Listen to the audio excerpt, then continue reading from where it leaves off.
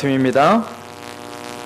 베드로전서 우리 1장입니다. 베드로전서 1장 1절에서 2절까지 말씀입니다. 베드로전서 1장 1절 2절입니다. 베드로전서 1장 1절 2절 제가 봉독해 드리도록 합니다. 하나님의 음성으로 들으시길 소망합니다. 예수 그리스도의 사도 베드로는 본도, 갈라디아, 갑바도기아, 아시아와 비두니아에 흩어진 나그네 곧 하나님 아버지의 미리 아심을 따라 성령이 거룩하게 하심으로 순종함과 예수 그리스도의 핏부림을 얻기 위하여 택하심을 받은 자들에게 편지하노니 은혜와 평강이 너희에게 더욱 많을지어다. 아멘. 정말 기도하시겠습니다. 하나님 아버지 너무나 감사합니다. 우리 일주일간 아무 사고 없이 또 하나님 이 자리에 하나님을 찬양하는 자로 경배하는 자로 불러주셨사오니 아버지 이 은혜를 어찌 갚으면 좋겠습니까? 아버지 이 귀한 시간 하나님의 말씀 앞에 겸손하게 섭니다. 아버지여 전하는 사람이 겸손하게 하시고 하나님의 말씀을 듣는 그 귀가 겸손하게 하여 주시옵소서. 오늘 하나님의 말씀으로 듣는 자나 전하는 사람이나 다 하나님 앞에 그 말씀에 순복할 수 있는 귀한 시간 될 수 있도록 인도하여 주옵소서. 예수 그리스도의 이름으로 감사하며 기도합나이다. 아멘.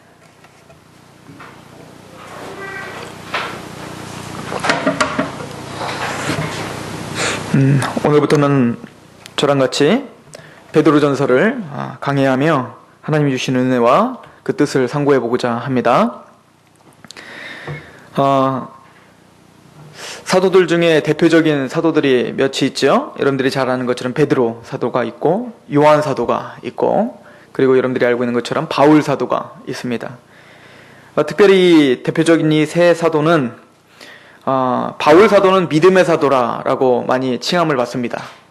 그 세상과 타협하지 않는 그 믿음과 굳건한 믿음의 사도다 이렇게 많이들 이야기를 하고 요한 사도는 사랑의 사도다라고 이야기를 합니다. 그 예수 그리스도의 사랑과 하나님의 사랑을 깊이 있게 깨닫고 물론 똑같이 다 믿음이 있고 다 사랑이 있지만 그 필치에 있어서 우리에게 주는 그 서신서나 그 복음서에 있어서는 많은 부분 사랑에 대한 강한 이해와 그리고 우리에게 격려를 많이 하는 것이 바로 요한 사도이다라고 많이들 이야기합니다. 그럼 베드로 사도는 아마 소망의 사도이다라고 많이들 이야기를 합니다. 특별히 구원받은 하나님의 사람들이 어떤 소망을 품고 살아가야 되는지 어떠한 하나님의 소망 가운데 힘있게 살아가는지를 보여주는 사도가 아닌가라고 이야기를 합니다. 베드로전서는 여러분들이 잘 아는 것처럼 베드로 사도가 썼습니다. 사도 오늘 베드로 사도에 대해서 이야기를 할 때 이렇게 이야기를 합니다. 베드로전서 1장 1절에 예수 그리스도의 사도다 이렇게 이야기를 합니다. 베드로는 자기 스스로를 기록할 때 예수 그리스도의 사도다라고 이야기를 합니다.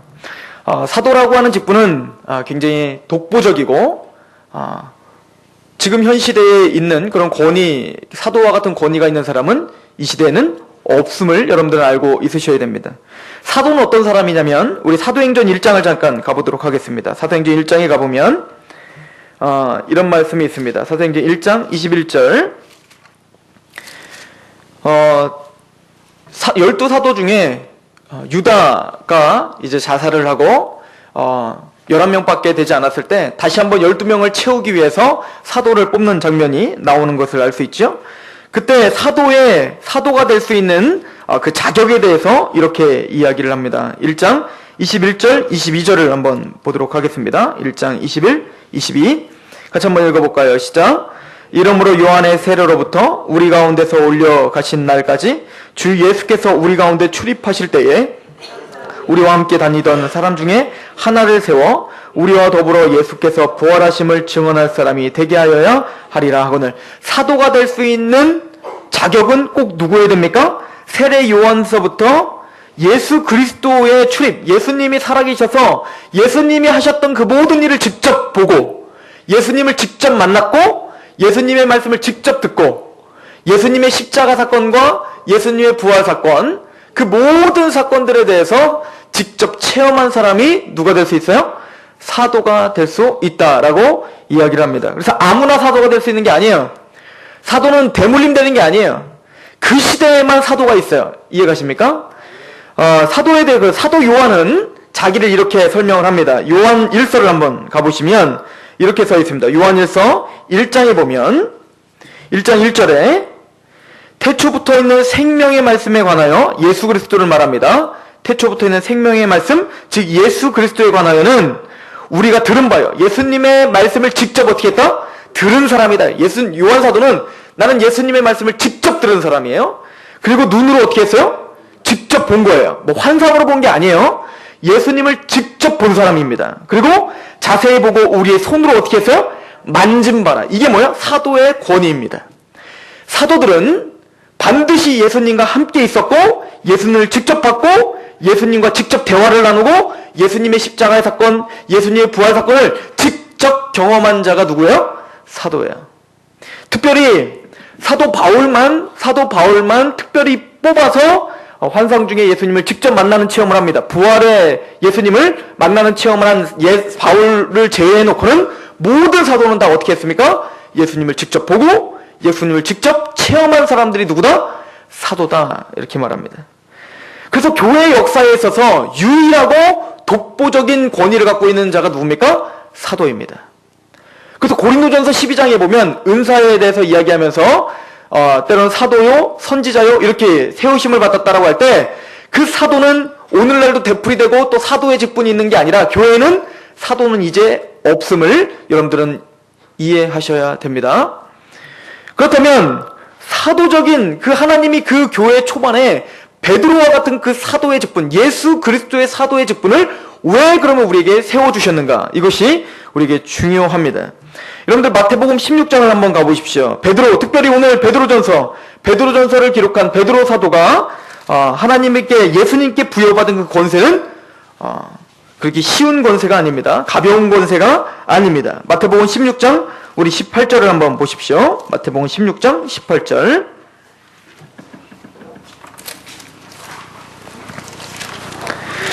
우리 같이 한번 읽어볼까요? 16장 18절 시작. 또 내가 내게 이르노니 너는 베드로라. 내가 이 반석 위에 내 교회를 세우리니 음부의 권세가 이기지 못하리라. 너는 베드로라. 이제는 시몬이라 칭하지 말고 너는 뭐라 칭하라? 베드로라 칭하라. 베드로라는 뜻은 반석이라는 뜻이에요. 너는 교회의 반석 같은 역할을 하게 될 것이다 라고 예수님께서는 이름을 바꿔주신 겁니다. 그러면 말하기를 내 교회를 세우겠다 이렇게 말합니다. 즉 베드로의 지금 신앙 고백 위에 뭐가 세우겠다는 거예요? 하나님의 교회가 세워질 것이다. 베드로의 한마디는 이제는 뭡니까? 그 교회의 근간이 된다는 얘기예요. 이것은 단순히 베드로만 얘기하는 게 아니라 베드로를 중심으로 한 모든 사도들에 대한 이야기입니다. 즉 이 교회의 근간은 누구의 고백으로 인해서 세워진다는 거예요? 사도들의 고백에 의해서 이 교회가 세워진다는 거예요. 무슨 얘기냐면 여러분들과 저는 예수님을 직접 봤습니까? 못 봤습니까? 못 봤어요. 그런데 그 예수님을 직접 체험했던 예수님이 하나님이시고 예수님이 십자가에 돌아가시고 예수님이 3일 만에 부활하시고 승천하신 그 모든 복음의 실제적인 그 사건을 직접 체험했던 사람이 누구라고요? 사도들입니다. 그 사도들의 목숨을 바치면서 어떻게 하는 거예요? 고백한 그 말씀 위에 뭐가 세워지는 겁니까? 교회가 시작된다는 얘기입니다. 그래서 에베소서 2장 20절에는 너희들은, 즉 에베소 교회들, 즉 우리 교회들은 사도와 선지자들 터 위에 세우심을 입었다라고 이야기합니다. 누구의 터 위에 세우심을 입었다고요? 사도와 선지자. 즉 사도는 누굽니까? 그 예수님을 직접 봤던 사도들의 증언, 그 복음의 증언에 터 위에 세우심을 입었다. 믿으십니까? 그래서 사도의 증언은 굉장히 중요한 권위를 갖습니다. 우리의 모든 신앙, 교회가 세워지고 교회의 모든 성도들이 집중해야 될 모든 신앙의 근간은 뭐예요? 사도들의 고백이요, 사도들의 증언이요, 사도들의 명령입니다. 믿으십니까? 그래서 우리가 좀 전에 예배를 시작하기 전에 예배를 막 진행하면서 무슨 고백을 했죠? 신앙 고백을 했어요. 사도신경으로 신앙 고백을 했습니다. 이건 뭐죠? 그 사도들의 증언을 우리는 믿고 그렇게 하나님 앞에 고백하는 백성들입니다 라고는 뜻이에요. 이해가십니까? 그러므로 사도들의 기록은 단순히 글자가 아니라 하나님이 우리에게 주신 하나님의 말씀인지를 믿으시기 바랍니다. 그런 사도적 권위를 가지고 베드로는 지금 편지를 쓰고 있는 거야. 이것은 단순히 1세기에 있는 지금 5가지 소아시아, 갑바도기아와 그 모든 아시아에 있는 사람들에게만 보내지는 편지가 아니라 오늘 누구에게 보내주는 편지입니까? 바로 저와 여러분들 상록교회에게 보내는 하나님의 편지요, 하나님의 메시지인 줄 그 권위를 그대로 싣고 말씀을 봐야 될 줄로 믿습니다. 이것이 신앙입니다. 예수 그리스도의 사도 베드로가 오늘 저와 여러분들에게 편지를 씁니다. 그게 무엇입니까? 바로 베드로 전서입니다. 오늘부터 우리는 이 베드로 전서를 통하여서 하나님이 우리의 신앙과 우리 교회에게, 우리 각 가정에게 주시는 음성을 듣고자 합니다. 겸손한 마음으로 하나님의 말씀을 보시길 소망합니다. 이 베드로 사도는 아마 AD 64년경에 이 베드로 전서를 썼을 것입니다. 베드로 전서 5장 13절에 보면 이 글을 바벨론에서 썼다라고 기록이 써 있어요. 우리 베드로 전서로 한번 가볼까요? 베드로 전서 5장 우리 13절을 한번 보시면 베드로 사도가 이렇게 기록하고 있습니다.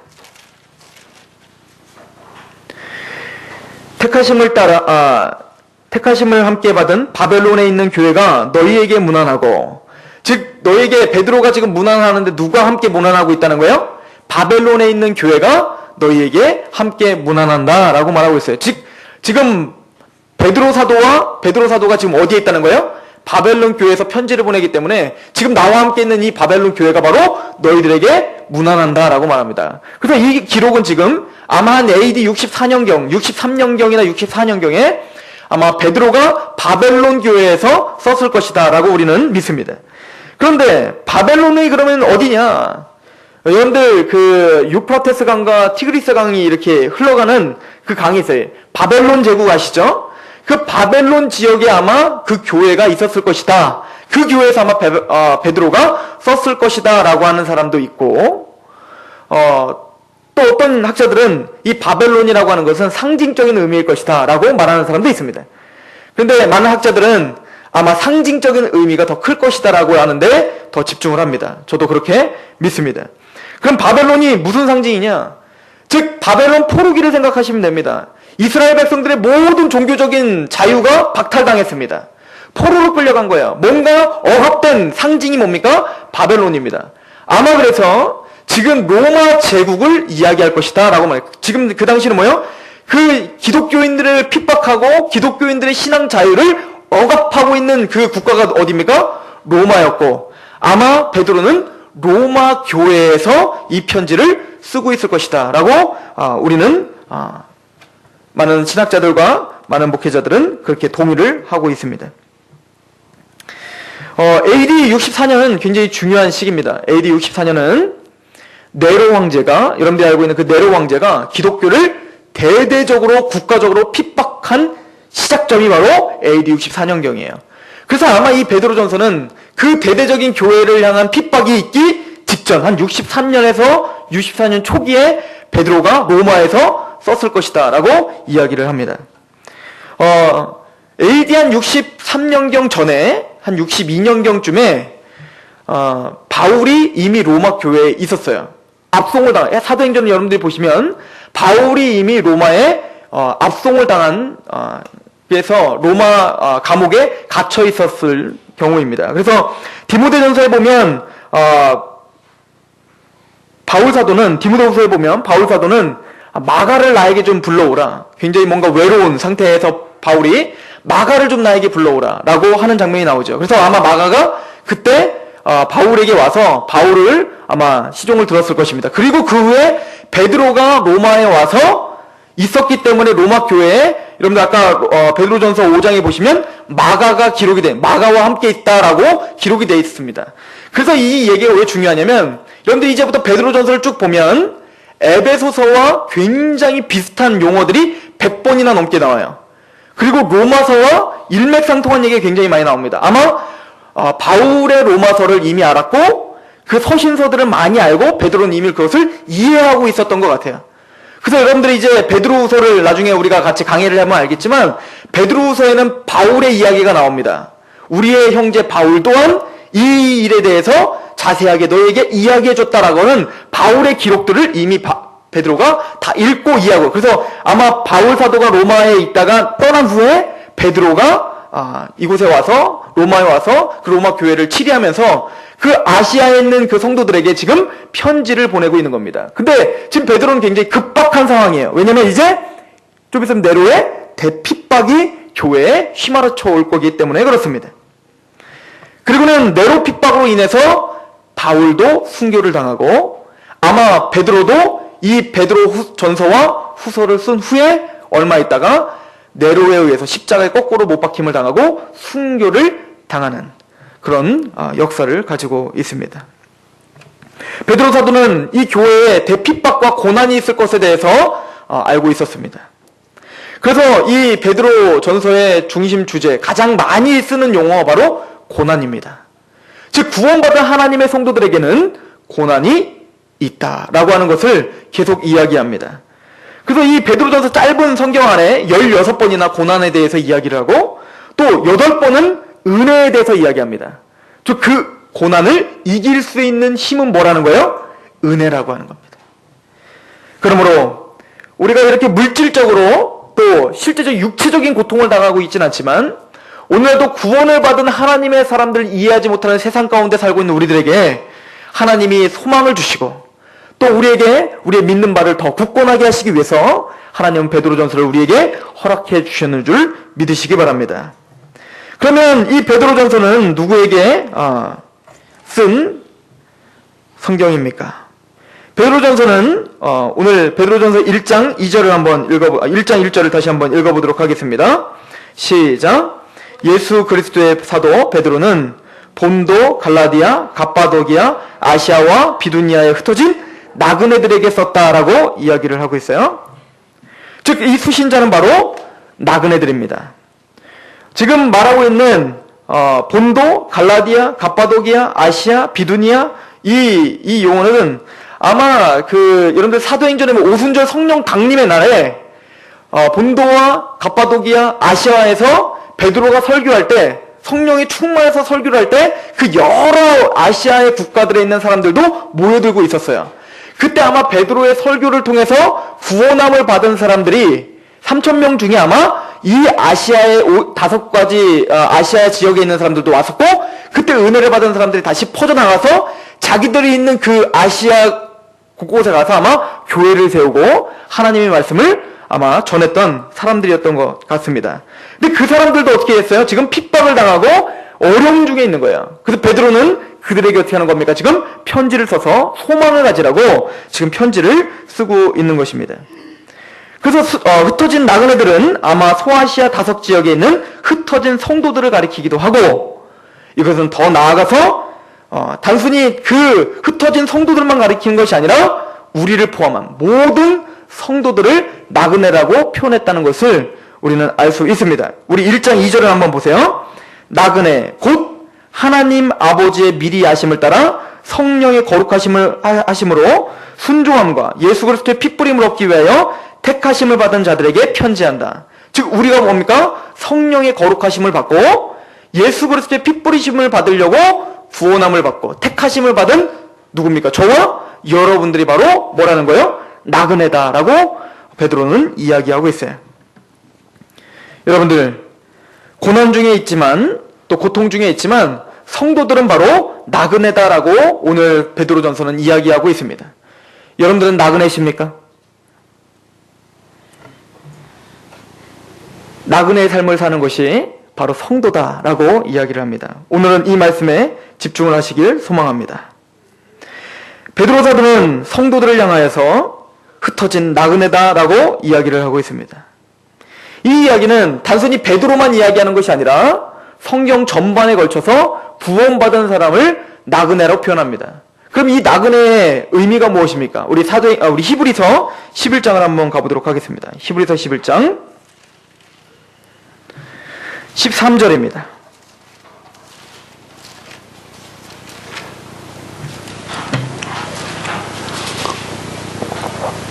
믿음의 선진들에 대해서 이야기하면서 특별히 우리의 믿음의 조상인 아브라함과 이삭과 야곱에 대해서 이야기하며 이렇게 이야기를 합니다. 히브리서 11장 13절에서 16절까지 말씀입니다.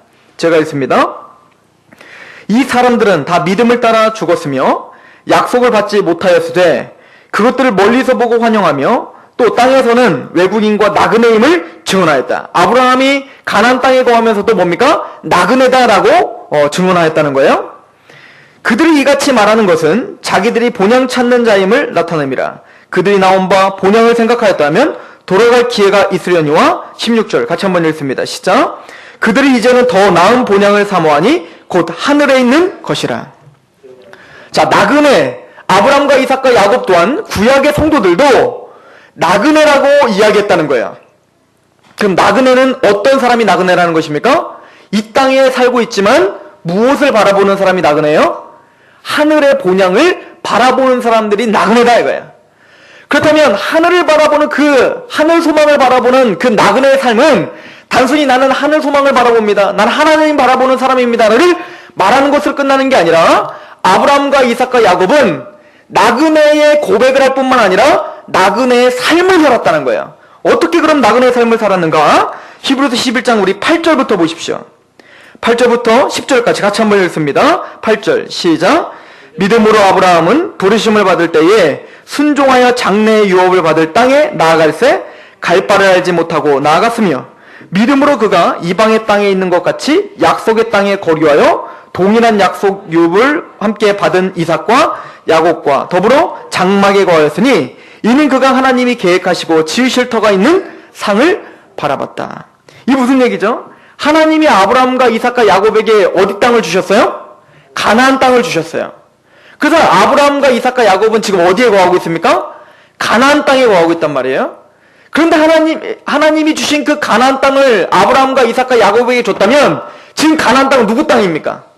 아브라함과 이삭과 야곱의 땅이에요. 그런데 아브라함과 이삭과 야곱은 그 하나님이 주신 땅에서 무엇을 짓고 살았다고요? 장막을 치고 살았다는 거예요. 즉 텐트를 치고 살았다는 거예요. 언제든지 떠날 수 있는 것처럼 내 땅이 아닌 것처럼 살았다는 것입니다. 이게 무슨 삶이라고요? 나그네의 삶이라는 것입니다. 왜 그랬냐면 이 땅이 진짜 유업이 아니라 어디가 유업이라는 걸 알고 있었기 때문에 그렇다는 거예요. 천국, 하나님의 나라가 진짜 유업이라는 것을 알고 있었던 사람들이 누굽니까? 바로 성도요. 그게 바로 나그네였다라고 이야기합니다. 하나님은 우리에게 물질을 유업으로 주십니다. 이 땅에서 유업으로 주시고 자녀 또한 하나님이 이 땅에서 유업으로 주십니다. 또한 우리에게 여러 가지 사역 또한 하나님이 유업으로 주십니다. 또한 건강도 하나님이 유업으로 주실 수 있습니다. 나에게 지혜와 지식을 하나님이 유업으로 주실 수도 있습니다. 그런데 나그네의 삶이라는 것은 그것이 나의 진짜 유업이라고 생각하는 삶이 아니라는 거예요. 하나님이 때로는 걷어가시면 그것에서 뭡니까? 툴툴 털고 일어나서 텐트를 옮겨 지을 자세가 되어 있는 사람이 뭡니까? 성도요, 나그네라고 이야기하고 있는 거예요. 이 땅에 뭡니까? 집착하며 사는 것이 아니라고 이야기를 합니다. 우리의 삶은 어떻습니까? 우리는 정말 하나님의 천국을 바라봅니다. 구주를 생각만 해도 이렇게 좋거든? 그곳을 주님을 직접 배우기만 하면 얼마나 좋겠습니다는 고백을 우리는 하지만 우리가 이 땅의 것보다 그것을 더 감사하며 그것을 더 바라보며 사십니까? 베드로는 성도들은 바로 그런 나그네들이다 라고 이야기를 하고 있습니다. 저와 여러분들이 그런 나그네의 삶을 사시기를 소망합니다. 이것이 하나님이 주시는 복이요. 그럴 때 진짜 하나님이 주시는 복을 받는 성도가 된다라고 이야기를 합니다. 히브리서 11장 25절에서 26절은 모세가 그 나그네의 삶으로 살았던 모세는 그래서 뭐라고 이야기를 합니까? 히브리서 11장 25절에서 26절 제가 읽습니다. 그리스도를 위하여 받는 수모를 애굽의 모든 보화보다 더 큰 재물로 여겼으니 이는 상 주심을 바라봄이라. 믿음으로 애굽을 떠나 왕의 노함을 무서워하지 아니하고 곧 보이지 아니하는 자를 보는 것 같이 하여 참았다. 지금 당장 보이는 이집트의 왕자로서 부귀영화를 누리는 것보다 하나님과 함께 그리스도의 백성과 함께 고난을 당하는 것이 저 참 나에게는 유업이요 나에게는 더 큰 축복이다라고 믿었던 거예요. 이건 뭡니까? 나그네였기 때문에 이런 소망과 이런 신앙의 태도가 있었는 줄 믿으시기 바랍니다. 우리 또한 물질과 그 모든 환경의 지배를 받지 마시고 우리가 하나님의 소망을 바라봄으로 나그네의 삶을 사는 능력의 크리스천이 되기를 소망합니다. 우리 본문으로 다시 한번 가보도록 하겠습니다. 베드로전서 1장은 그래서 이렇게 이야기를 합니다.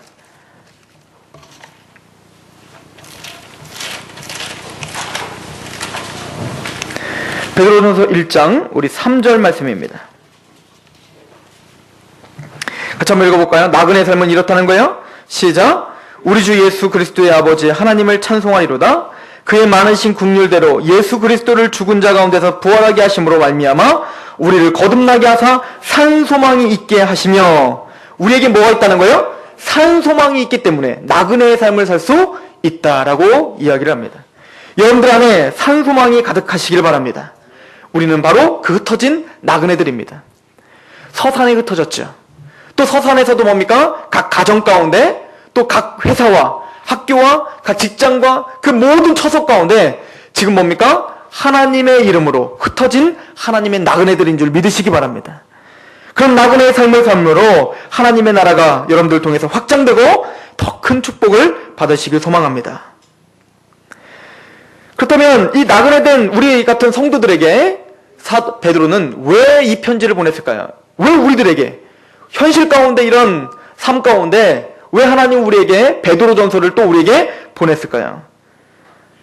베드로전서의 아마 핵심 구절은 제가 보기엔 이 구절이 아닌가 싶습니다. 우리 핵심 구절을 한번 봤으면 좋겠는데요.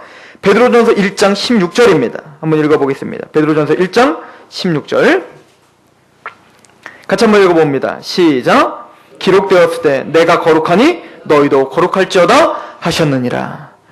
베드로 사도는 각 가정 가운데 각 직장 가운데 하나님의 말씀을 들고 있는 나그네들이 흩어져 살 때에 하나님의 거룩하신 것처럼 너희도 거룩하라. 레위기와 그 모든 구약의 중심 주제입니다.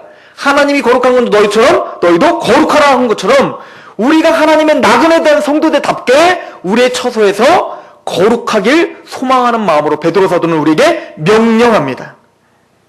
우리가 거룩하기를 바란다 이거예요. 그런데 사도 베드로는 거룩이라고 하는 것을 구체적이고 현실성 있게 우리에게 설명을 해줍니다. 2장 1절에 보면 비방하는 말을 버리는 것, 이게 거룩입니다. 또한 육체의 정욕을 제어하는 것입니다. 내가 하고 싶은 것, 내가 하는 절제하는 모든 것을 절제하고 하나님의 것을 추구하는 삶을 살아라. 이것을 베드로는 우리에게 순교자의 마음으로 전달을 합니다. 또한 이 세상에 대한 의무를 다하라. 가정의 의무, 국가에 대한 의무, 이런 구체적인 의무들을 우리에게 성실하게 이야기합니다. 그렇게 신앙이라고 하는 것, 거룩하다고 하는 것은 단순히 어떤 뜬구름 잡는 얘기가 아니라 사도 베드로는 우리에게 말한다. 실제적인 삶 속에서 거룩이 드러나라. 이것을 우리에게 설명해 주는 것이 바로 베드로 전서입니다. 또한 5장에는 고난과 시험 앞에 믿음으로 깨어서 승리하는 것, 이것이 뭐라고요? 거룩입니다. 저와 여러분들 가운데 거룩한 삶이 있길 소망합니다. 그러나 그 거룩한 삶은 거룩한 표정, 거룩한 느낌, 거룩한 말투, 물론 말투도 중요합니다만 그런 곳으로 끝나는 게 아니라 나그네의 삶이라는 것은 흩어진 그곳에서 실제적인 영향력이 끝이어지는 것을 거룩이라고 말합니다. 말의 조심, 내 마음가짐, 또 불신자들과 어쨌든 조화롭게 살면서 그곳에서 증거자의 삶을 사는 것, 국가에 대한 태도, 또 가정에서 믿지 않는 그런 남편과 믿지 않는 자녀와 믿지 않는 사람, 또 믿지 않는 이웃들 간에 내가 어떤 태도로 그들에게 나가야 되는지, 이런 구체적인 삶의 정황 속에서 거룩을 이루고 승리하기를 소망한다라고 베드로는 이야기합니다. 우린 베드로전서를 통해서 구원받은 하나님의 사람들이 어떻게 거룩하게 우리의 삶을 힘있게 바꾸어가는지를 배우고 또 그 명령을 들을 것입니다. 베드로 사도는 굉장히 강하게 모든 성경을 다 명령조로 이야기해요. 이 베드로전서를 한번 보세요. 뭐 해라, 뭐 해라, 뭐 하지 말라. 굉장히 강한 어투로 베드로 사도는 명령하고 있습니다. 왜냐하면 지금은 전쟁 중이기 때문에 그렇습니다. 사탄이 우는 사자와 같이 우리를 끊임없이 넘어뜨리려고 합니다. 이 베드로전서에 있는 말씀이에요. 그럼 우리는 깨어있으라고 말합니다. 근신하라고 이야기합니다. 이것이 또한 베드로전서에 있는 말씀입니다. 우리는 깨어 거룩을 훈련하고 거룩을 경건을 연습하기를 힘쓰시길 소망합니다. 이게 나그네 된 삶의 책임이요 우리에게 주어진 맡겨진 하나님의 명령입니다. 그런데 그렇게 하기 위해서는 내가 이를 악물고 내가 막 전심을 다해가지고 막 싸워서 이길 수 있는 것이 아니라고 베드로 사도는 이야기합니다. 그러기 위해서는 산소망을 가지라고 이야기하는 거예요. 베드로전서 1장 아까 3절에도 뭐라고 말합니까? 너희는 무엇을 가져라? 산소망을 가지라. 살아있는 우리 크리스찬의 나그네 안에 살아있는 소망이 넘쳐나야 됩니다. 그래야 이 싸움에서 이길 수 있다는 것입니다. 이 서산상록교회 안에 또 제 안에 여러분들 안에 살아있는 소망이 가득한 성도들이 되길 소망합니다. 우리 안에 세상이 줄 수 없는 하나님의 소망으로 여러분들 눈이 밝아지길 소망합니다. 우리 마음이 세상의 가치관이 아닌 하나님이 준 그 소망, 천국 소망, 하나님의 소망, 이 놀라운 소망이, 부활에 대한 소망, 이 놀라운 소망이 여러분들의 마음을 치시길 원합니다. 감격을 주길 원합니다. 그래야 희망이 있다는 얘기예요. 눈빛이 달라져야 된다는 얘기입니다. 우리 마음가짐이 달라져야 된다는 얘기입니다. 그러기 위해서는 또한 중생해야 된다라고 베드로 사도는 이야기합니다. 그래서 베드로 사도는 베드로전서에 중생에 대해서 굉장히 강하고 그리고 구체적으로 우리에게 설명해주고 있습니다. 특별히 1장 3절도 보세요. 우리 주 예수 그리스도의 아버지 하나님을 찬송하리로다. 그의 많으신 국률대로 예수 그리스도의 죽은 자 가운데서 부활하게 하심을 말미암아 우리를 거듭나게 하사 산소망이 있어야 이 모든 거룩한 삶도 승리할 수 있다가 베드로전서의 핵심입니다. 그런데 여러분들은 거듭나셨습니까? 그렇다면 이미 산소망을 가진 자예요. 저는 우리 성도들이 이 산소망이 무엇인가를 바로 알고 이 산소망을 가지고 하나님 앞에 찬양을 들 때 정말 눈물겨운 찬양이 여러분들 마음 안에 가득하게 소망하고 이 눈물겨운 찬양이 단순히 우리의 뚱부름 없는 신앙으로 끝나는 것이 아니라 구체적인 삶 가운데서 거룩을 이루어가는 그런 능력이 되길 소망합니다. 베드로 사도의 음성을 들으시길 바랍니다. 예수 그리스도의 사도 베드로는 본도 갈라디아, 갑바도기아, 아시아와 비두니아에 흩어진 나그네 곧 하나님 아버지의 미리하심을 따라 성령이 거룩하게 하심을 순종함과 예수 그리스도의 핏부림을 얻기 위하여 택하심을 받은 자들에게 편지하노니 은혜와 평강이 너희에게 더욱 많을지어다. 여러분들의 삶 가운데 예수 그리스도로 말미암아 택함 받은 여러분들 안에 사도 베드로가 말한 것처럼 나그네의 삶으로 특별히 중생의 체험을 가진 우리들이 천국 소망을 가지고 우리의 삶 가운데서 거룩을 이루어가는 저와 여러분이 되기를 소망합니다. 베드로전서를 통하여서 우리의 삶이 변화되고 우리의 신앙이 갱신되는 그런 놀라운 기회로 삼으시길 소망합니다. 기도하겠습니다.